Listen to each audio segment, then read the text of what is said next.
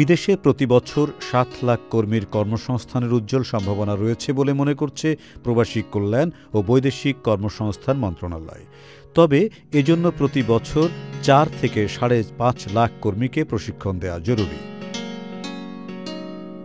গত ৫ বছরে গড়ে প্রায় ৫ লাখ কর্মী দেশের বাইরে গেছেন। পৃথিবীর ১৬০টি দেশের নানা প্রান্তে কর্মরত আছে বাংলাদেশিরা।